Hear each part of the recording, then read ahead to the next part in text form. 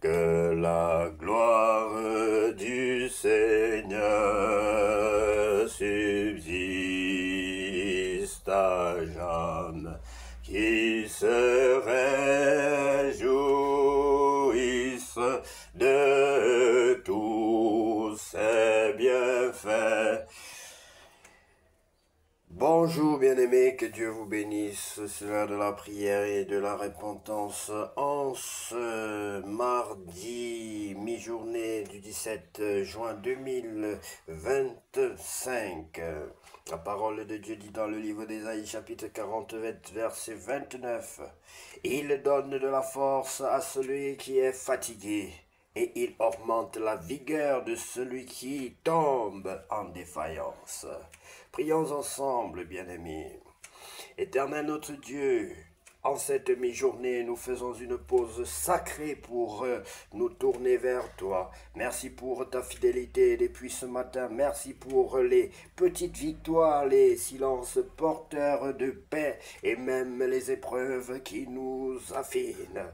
Seigneur, renouvelle nos forces pour l'après-midi. Nous déposons à tes pieds toute fatigue, distraction, inquiétude ou frustration. Donne-nous la lucidité dans nos tâches, le calme dans nos relations et la sérénité pour reprendre du recul si nécessaire.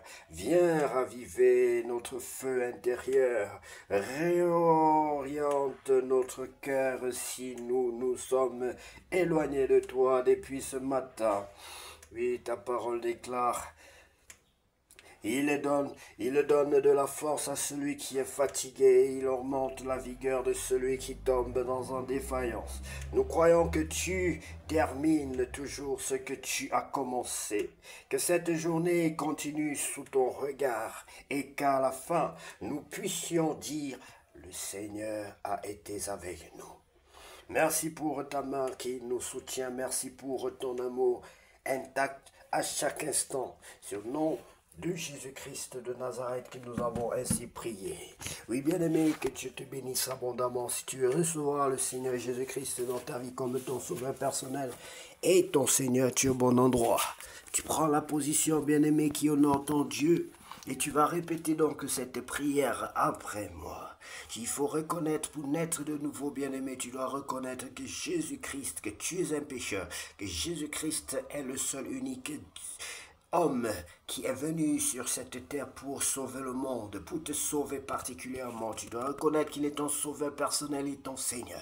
L'inviter dans ta vie, l'accepter comme ton Dieu et lui demander son Esprit Saint pour qu'il t'accompagne dans ta nouvelle vie.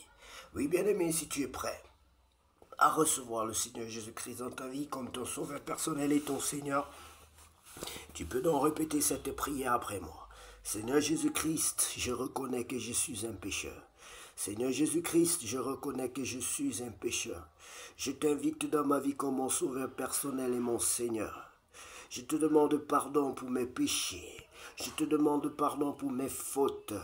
Je t'invite dans ma vie comme mon sauveur personnel et mon Seigneur. Prends le plein contrôle de ma vie. Prends le plein contrôle de ma vie, Seigneur. Prends le plein contrôle de ma vie, Seigneur. Baptise-moi et remplis-moi de ton Esprit Saint. Baptise-moi et remplis-moi de ton Esprit Saint. Brise en moi tout ce qui ne te glorifie pas. Détruis dans le temple que je suis toute forme de haine, tout ce qui est ancien dans ma vie. Détruis et sème quelque chose de nouveau dans ma vie. Sème la paix dans ma vie. Sème la joie dans ma vie. Sème ta présence dans ma vie. Sème ton amour dans ma vie. Sème l'amour du prochain dans ma vie. Sème ta présence. Sème Jésus-Christ dans ma vie. C'est au nom de Jésus que j'ai ainsi prié. Bien-aimé, si tu as donc répété cette prière, mot par mot, mot après mot, sache que désormais tu n'es plus la même personne. Sache que désormais tu es un enfant de Dieu, non pas seulement la créature de Dieu. Que Dieu te bénisse, bien-aimé, et que la lumière de l'Éternel rayonne non seulement sur toi, mais sur toute ta famille et sur tes projets. Bien-aimé, pour grandir dans la foi, il faut lire la parole de Dieu tous les jours. Conformément à la parole qui dit dans Josué que ce livre de la loi ne quitte point tes yeux. Lisons Bien-aimés dans la parole de Dieu, lisons la parole de Dieu dans le livre de Juge chapitre 13. Naissance de Samson. Très bon verset, très bon chapitre.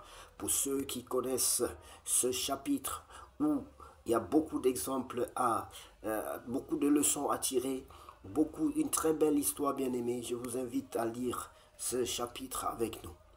Les enfants d'Israël firent encore ce qui déplaît à l'Éternel, et l'Éternel les livra entre les mains des Philistins pendant 40 ans. Il y avait un homme de Tsoréa de la famille des Danites et qui s'appelait Manoach. Sa femme était stérile et n'enfantait pas. L'ange de l'Éternel apparut à la femme et lui dit: Voici, tu es stérile et tu n'as point d'enfant. Tu deviendras enceinte et tu enfanteras un fils.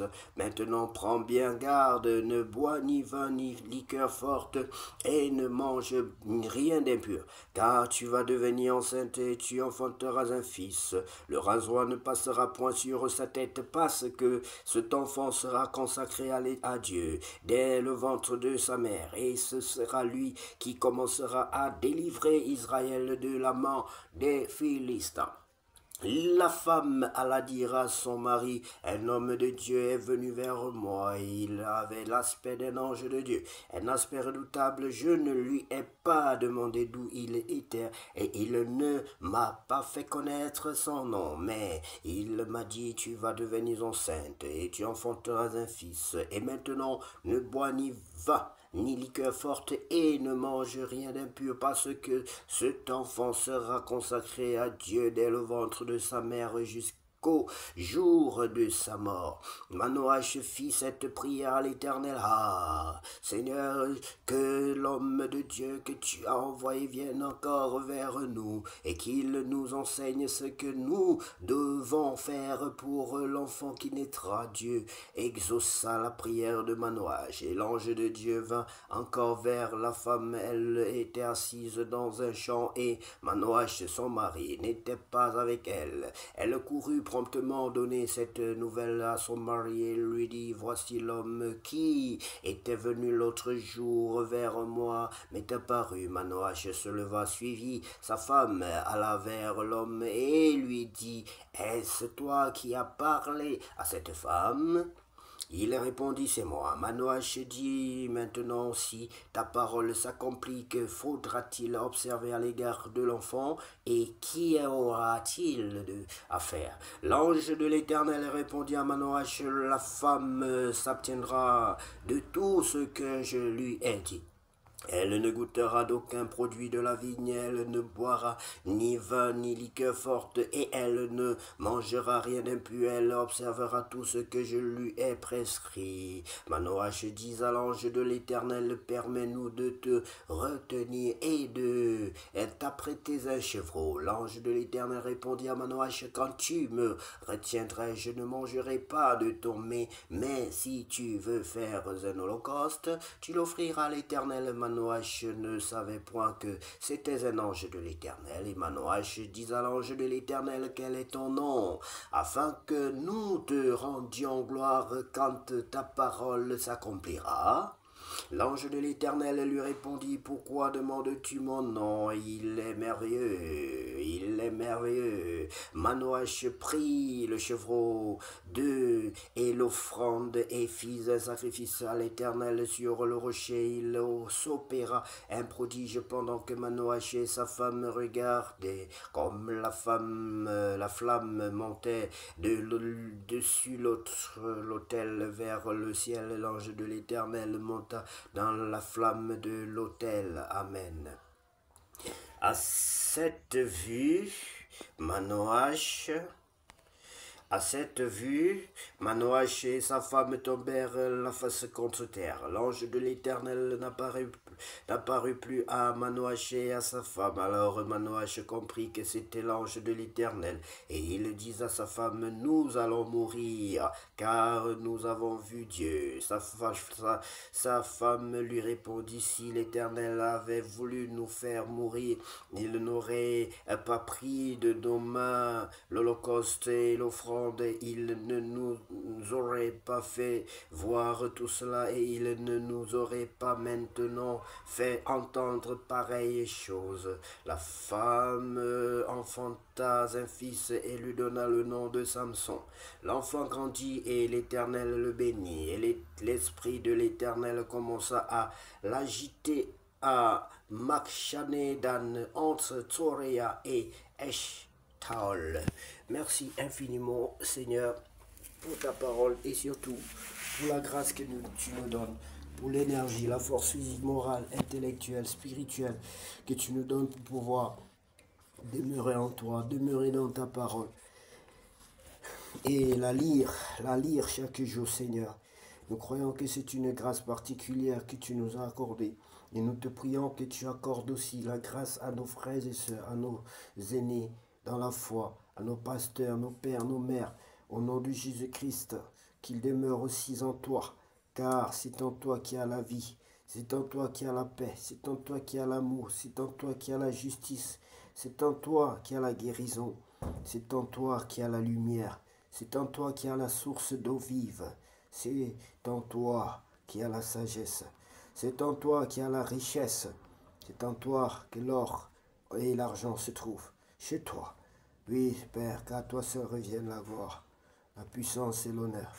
Pour tous les siècles, nous avons ainsi prié. Au nom de Jésus-Christ de Nazareth. Au nom de Jésus-Christ de Nazareth. Bien-aimé, sois béni. Que cet après-midi soit un après-midi glorieux pour toi et ta famille. Que la gloire de l'Éternel t'accompagne, la gloire, la véritable gloire de l'Éternel, oui bien-aimé. Que tu puisses voir ce soir la gloire de l'Éternel, des choses glorieuses, comme cet ange qui s'en va dans la flamme, bien-aimé. La Bible nous dit que Jésus s'est en allé dans les airs, l'air, et ici les anges s'en vont. Ce sont des choses extraordinaires que nous devons aussi voir. Nous aspirons aussi à ces choses extraordinaires. Puis cet après-midi être l'après-midi le plus glorieux de tous les après-midi que tu as déjà vécu sur cette terre, au nom de Jésus. Amen.